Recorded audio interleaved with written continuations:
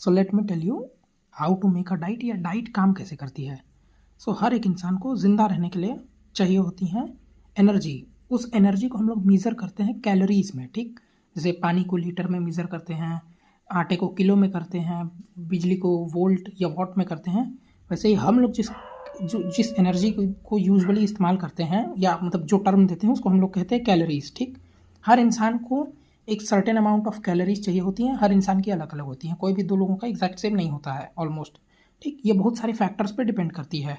As पे, जितना आप कह सकते हो बूढ़ा इंसान, उसका मेटाबॉलिज्म स्लो हो जाएगा, उसको कम कैलोरीज चाहिए होंगी। हाइट पे, जो लंबा इंसान है उसके कह सकते हो बॉडी ऑर्गन्स थोड़े बड़े होंगे, तो उसको ज़िंदा रहने के लिए ज़्यादा कैलोरीज चाहिए। जेनेटिक्स पे, ठीक। ये बहुत ही सब्जेक्टिव चीज़ है। जैसे तुमने कभी देखा होगा, कई सारे ऐसे लोग होते हैं जो कितना भी खा लें वो मोटे ही नहीं हो रहे होते हैं एकदम। उनका पूरा एक तरीके से देखो तो पूरी फैमिली में सब लोग पतले दुबले हैं, मम्मी भी, पापा भी, भाई बहन सब लोग, ठीक। वैसे कई लोग बहुत कम खाते हैं फिर भी बहुत ज़्यादा मोटे हो जाते हैं। तो ये जेनेटिक फैक्टर भी है। मसल मास थोड़ा एडवांस है, लेकिन जिसकी बॉडी में ज़्यादा मसल्स होंगी उसका शरीर ज़्यादा कैलोरीज यूज़ करेगा। एक्टिविटी लेवल, भाई ये कि तुम कितना दिन में फिजिकली एक्टिव काम कर रहे हो, तो मेंटल एक्टिविटी भी टू अ लेवल मानी जाती है, पर physical is more like sports खेलना, जिम जाना, वॉकिंग करना, ठीक। जेंडर भी मैटर करता है। लड़कों का एवरेज या यूजुअली कहते क्या है, मतलब यूजुअली कैलोरी यूज़ ज़्यादा होता है, क्योंकि भाई एक ये सारे फैक्टर्स भी आ जाते हैं कि भाई लड़कों के बॉडी ऑर्गन्स ज़्यादा बड़े होते हैं, दिमाग बड़ा होता है, दिल बड़ा होता है। यूजुअली लड़कों की हाइट भी ज़्यादा होती है और मसल मास भी ज़्यादा होता है। और मेडिकल कंडीशंस, ये तो सब्जेक्टिव हो गया। थायराइड में जैसे मेडिकल कंडीशन है तो भाई वहाँ पे वो हो जाता है अपना मेटाबॉलिज्म स्लो, ठीक।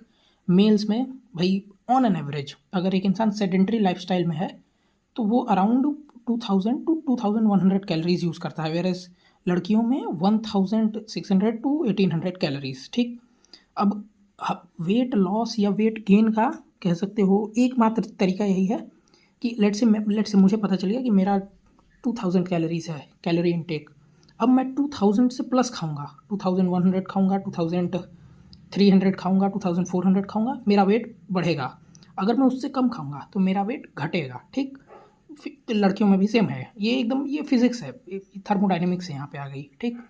इसका कोई एक्सेप्शनल केस नहीं है। तुम कोई भी इंसान उठा ले आओ, अगर वो रिक्वायर्ड कैलोरीज से ज़्यादा खाएगा वेट बढ़ेगा, रिक्वायर्ड कैलोरीज से कम खाएगा उसका वेट घटेगा। दिस इज़ बेसिक फिजिक्स, ठीक।